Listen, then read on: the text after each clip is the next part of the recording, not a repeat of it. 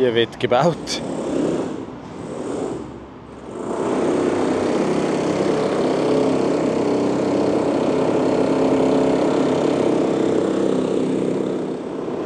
Willkommen zurück bei Time Out Racing. Und wenn du neu bei uns bist, ich bin der Sven und wir zeigen dir die Dakar, wie du sie im Fernsehen nicht zu sehen bekommst. Ihr seht, wir sind nicht im Camp, wir sind in Heil, suchen Kaffee und ich habe gedacht, war noch nie auf einer saudi-arabischen Baustelle, da gehe ich mal rein. Wir waren erneut erfolgreich, cooles Café gefunden, Croissant, guten Kaffee. Nicht viel Gäste. Und so sieht das aus.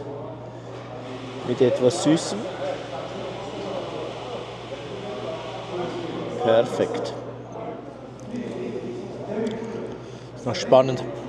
Da bestellen etwa 6 Personen Kaffee. Und das dauert ca. 10 Minuten, bis da die Bestellung platziert ist. Das Café, wo wir gefunden haben, liegt in einem vermutlich besseren Viertel.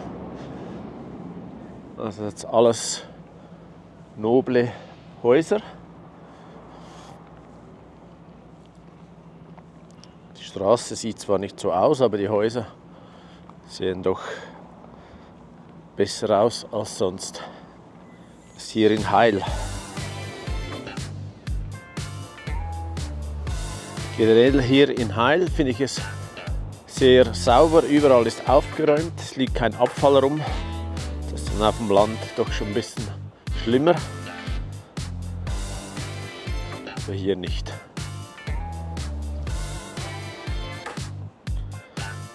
Ein bisschen Kunstrasen vor dem Haus.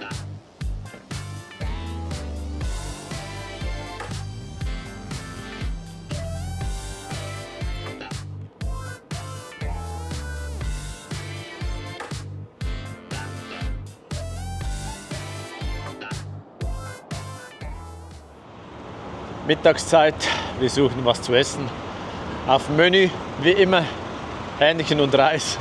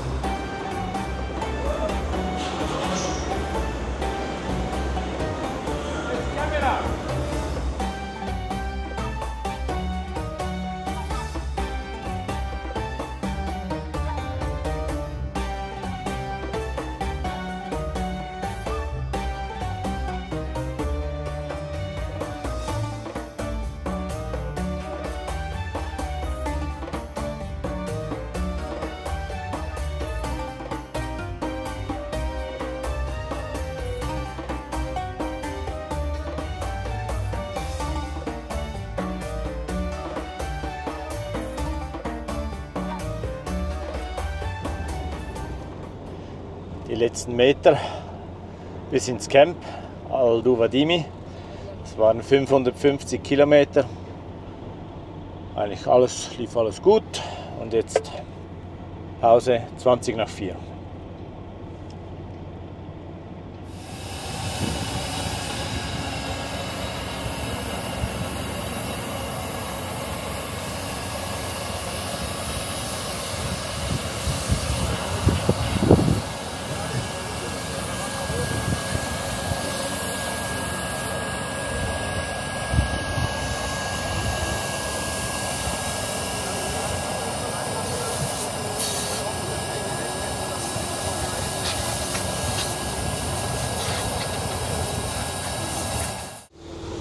Ein langer Tag heute für alle Fahrer. Tobi, wie geht's dir? Was hast du heute erlebt? Ja, es war auf jeden Fall ein langer Tag, also allein schon die Anreise. Ja, es ist gegangen, es waren 100 Kilometer, gefolgt von 450 Kilometer, nein, stimmt gar nicht, gefolgt von 230 Kilometer Sonderprüfung. Dann haben wir einen Transfer gehabt dazwischen, sprich nicht gezeitet, von 180 Kilometer. Und dann nur mal über 200 Kilometer ins Finish, dann nur mal 130 Kilometer heim. Also war sehr weit. Angefangen bin ich beim Start gewesen, 2 Plätze vor mir ist der Brad gestartet und wollte schauen, okay, hey, wo es hingeht, und dann hat es ihn komplett gerissen. Also das hat mir wirklich die Schneide angekauft, muss ich sagen, wo ich das gesehen habe. Also es ist nicht cool, wenn sie wie es jemanden der reist und dann auch noch, wenn es ein Kollege ist, mit dem man seit 2 Wochen im Camper schläft, ist natürlich nicht sehr cool. Ich bin froh, dass es okay ist.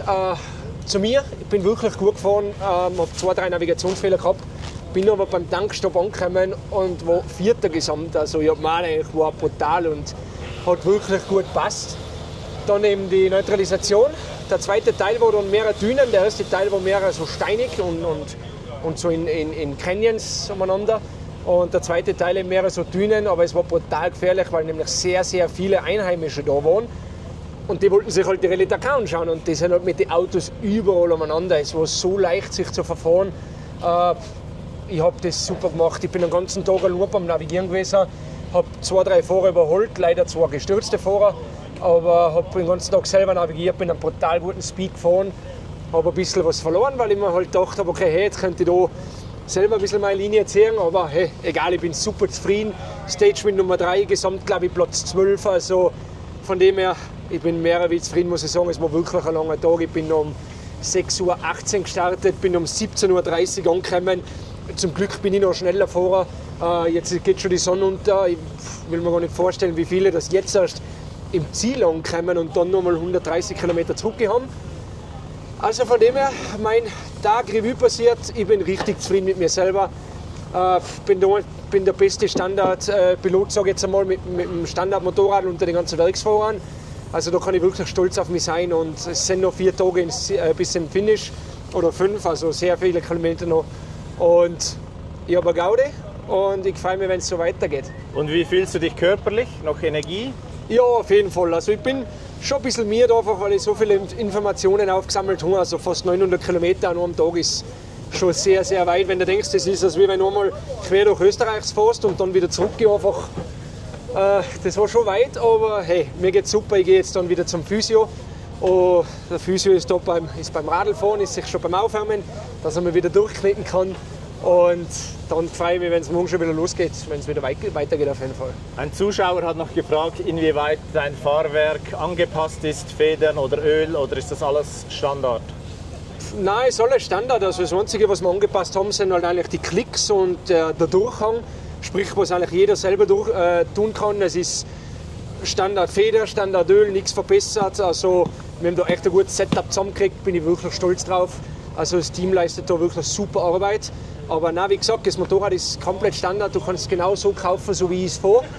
Und ja, wenn jemand Lust hat, kann er gerne eins kaufen und kann nächstes Jahr mitfahren, wenn er Lust hat, die Dakar zu fahren. Aber ich muss sagen, ich würde es mir zweimal überlegen. Hey, vielen Dank für deine Zeit und morgen eine gute Etappe. Danke, vielen Dank für die Unterstützung. An alle von Time Out Racing, schaut weiter, verfolgt uns weiter. Genau so soll es sein. Es ist das härteste Rennen der Welt. Sven macht da mit Time Out Racing einen super Job, dass er das so in die Welt rausbringt. Deswegen vielen Dank.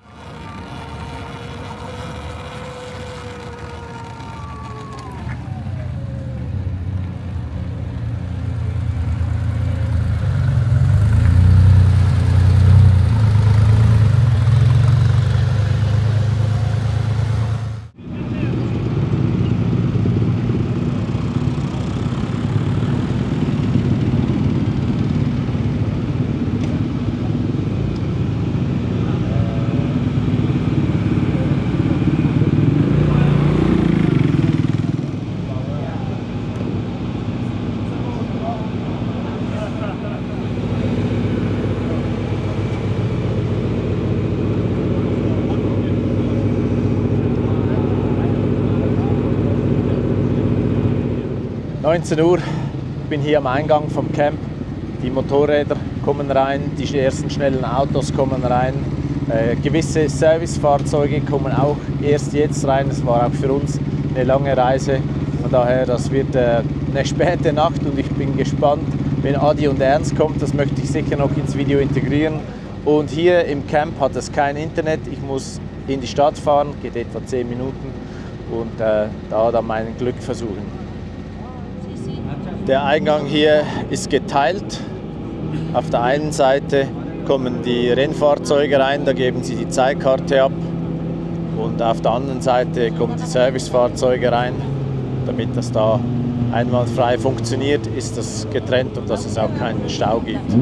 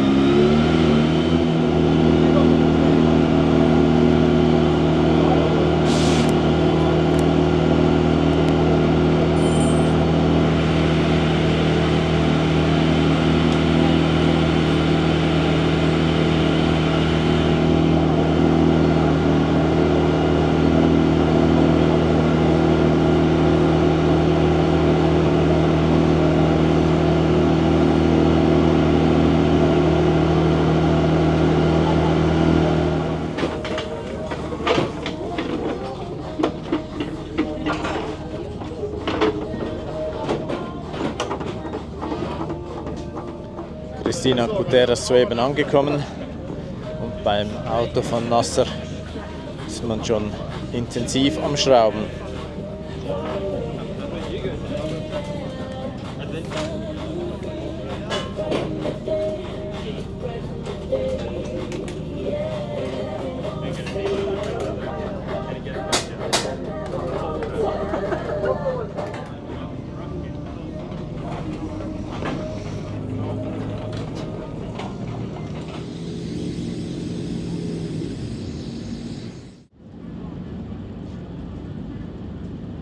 And 6 seconds for the Bass World Rally KTM Racing Team 450 Rally Replica, second appearance. Remember last year, of course, a first place at the original by Motul, and he is just collecting those medals day after day. So it's the third time since the start of the contest that you're rocking the stage. 104 today over Dushan, 122 over Tony. Tremendous feat indeed. That's 3 medals in what, 5 days? Yeah, it's going really good. Like right at the beginning when I saw Black Crash was definitely something that scared the hell out of me. But I did really good. I had some navigation problems because there were not as much lines as I wanted to look out for.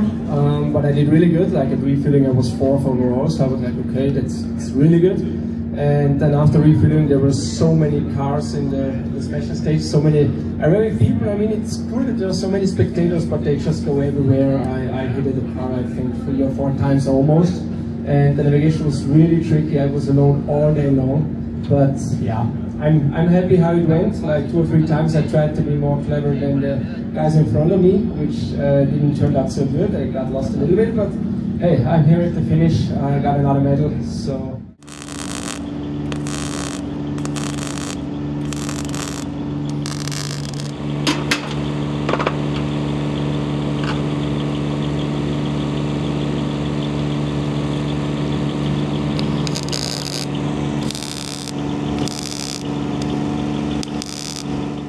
Noch eine schöne Geschichte von gestern vom Rest Day in Heil. Da ist jemand vorbeigekommen und hat mir Kekse gebracht, der Ali. Leider war ich das erste Mal nicht da, wo er bei uns beim Fahrzeug war. Und beim zweiten Mal habe ich geschlafen. Von daher, sorry, dass es nicht geklappt hat, Ali, aber besten Dank für die Kekse. Richtig cool. Danke.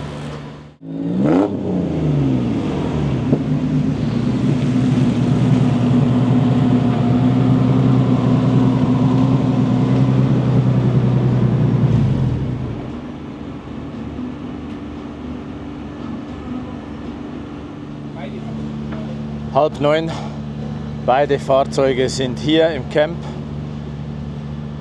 Alle 4 sind sichtlich erschöpft. Wir lassen denen zuerst mal ein bisschen Zeit, um anzukommen. Es gab eine Cola, ein bisschen was Salziges und da ein bisschen wieder zu Kräften zu kommen. Jetzt werden die Autos gecheckt, was gearbeitet werden muss, was wir sicher wissen. Beim Peugeot fehlt die Stoßstange, das kann man nicht reparieren, das ist dann halt so. Und etwas mit dem Kabel gibt es auch noch ein Thema, oder mit den Kabel.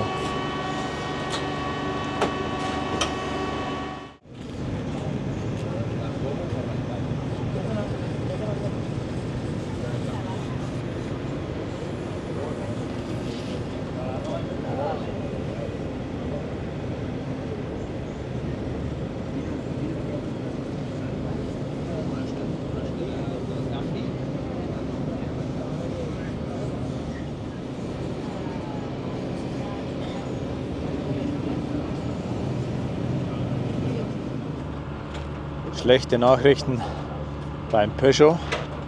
Der Tank leckt, das ist ein Kunststofftank. Und jetzt versucht man den auszubauen und dann zu prüfen, ob es da Reparaturmöglichkeiten gibt. Gemäß Ernst ist es aber ein schwieriges Unterfangen.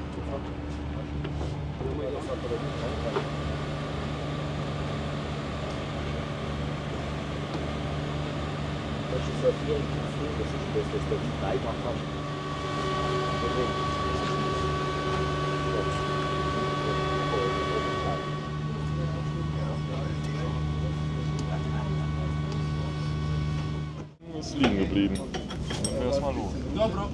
Dobro.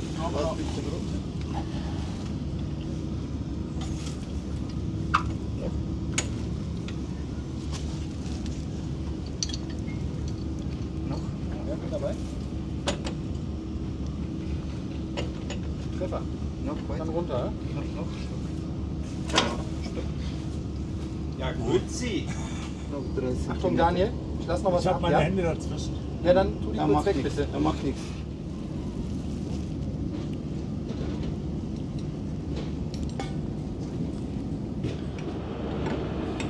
Bei der G-Klasse von Jörg ist eine Feder gebrochen. Plus zusätzlich werden alle 4 Stoßdämpfer gewechselt. Habe ich gesagt, es gibt endlich mal was zu filmen und nicht nur Scheiben reinigen und Scheibendüsen einstellen, Wischwasserdüsen einstellen. Die beste Story. Unglaublich. Gibt's noch was zu sehen für dich bei uns heute? Das Beste hat das Wenn Aber- verpasst, wo wir eben schon unterwegs waren. Aber 4 Mechaniker für eine Aufgabe. Ja? Luxus. Und ich würde sagen, einer arbeitet und der Rest schaut zu. Wir haben noch einen leeren Kanister, der Adi hat den Tank aufgerissen. Ja, einmal hier riechen blauer.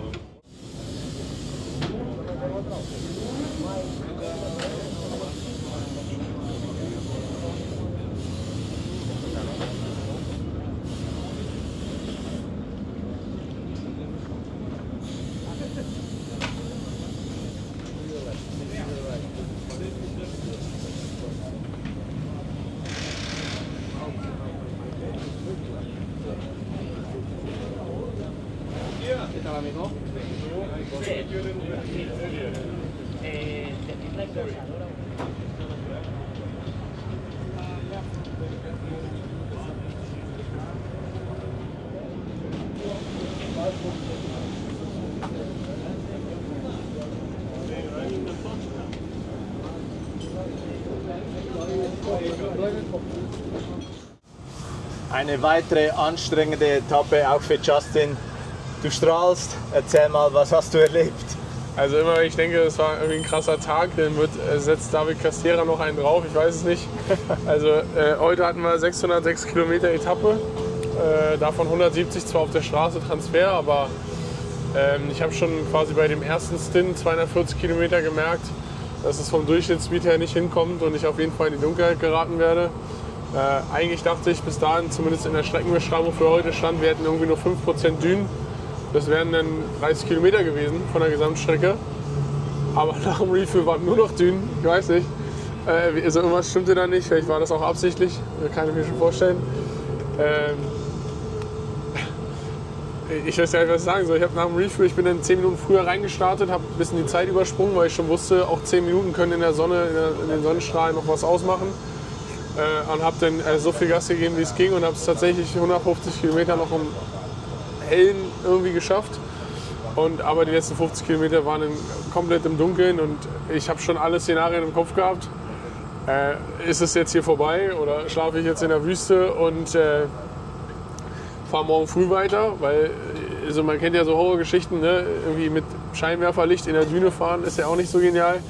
Wenn man dann den Kontrast nicht sieht zwischen Düne und Himmel irgendwie und dann Abflug macht. Also ich habe das schon sämtliche Szenarien im Kopf gehabt. Man denkt ja halt auch ein bisschen nach, obwohl man sich eigentlich konzentrieren sollte.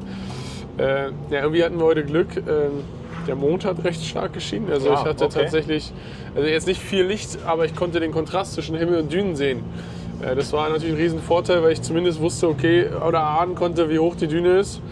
Und ja, dann habe ich noch 4 Motorräder am Horizont gesehen und habe mich entschlossen, jetzt einfach Gas zu geben und die zumindest zu erreichen. Die Gruppe hat sich dann zwar so ein bisschen zerstreut, aber am Ende sind wir alle gemeinsam im Ziel gelandet. Und, hat dein Bike einen normalen Scheinwerfer oder etwas Besseres?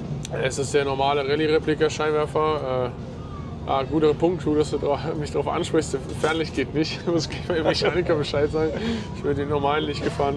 Das Schwierige ist einfach immer nur, wenn die Autos kommen, dass man einfach vor so einer Staubwand steht. Ja. Also, und sonst das Bike, alles in gutem Zustand? Oder? Also es hat alles funktioniert. Ich habe den Handguard ein bisschen kaputt gemacht, weil ich habe mich dann doch ein paar Mal hingelegt im Dunkeln. Ein bisschen eine Kleinigkeit verbogen, aber die Bremse hat ein bisschen Dreck abbekommen, der Druckpunkt war ein bisschen komisch. Das wird der Mechaniker jetzt aber alles richten. Ich gehe jetzt gleich ins Bett, weil morgen um 5 Uhr irgendwas ist Frühstück und ich glaube jetzt um 6 Uhr geht's weiter. 20 vor 10, wann bist du heute aufgestanden? Um 5. Wow. Und um 7 sind wir losgefahren. Heftig, ja. Vor 20 Minuten reingekommen, also ich mache das Beste draus. Ich habe am meisten Zeit auf dem Motorrad, glaube ich. Ja, also ich kriege am meisten für mein Geld.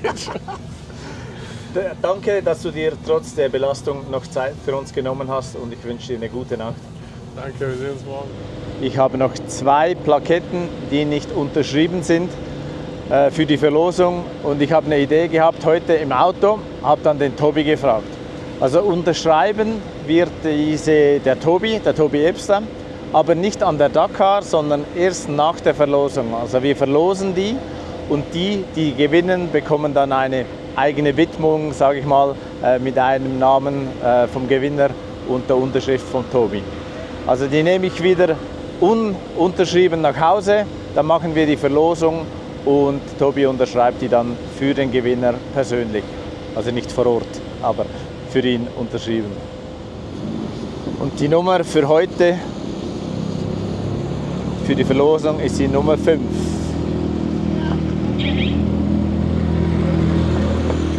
Es ist mittlerweile 11 Uhr hier in Saudi-Arabien.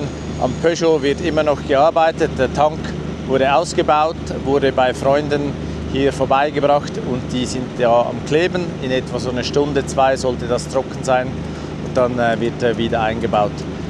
Wenn das klappt, können Sie morgen starten. Wenn nicht, müssen wir morgen nach einer weiteren Lösung suchen. Also ich muss jetzt abbrechen. Ob er starten kann, das seht ihr erst morgen im Video. Wir sind aber zuversichtlich und hoffen natürlich, dass Adi und Ernst weiterfahren kann. Ich hoffe, das Video hat euch gefallen. Wenn ja, ihr kennt es, liked bitte dieses Video, das hilft uns. Fragen gerne in die Kommentare und wenn noch nicht geschehen, abonniert bitte unseren Kanal. Das war's von heute aus Saudi-Arabien. Es würde mich freuen, wenn du auch morgen wieder dabei bist bei Time Out Racing. Bis dahin wünsche ich dir eine gute Zeit und tschüss.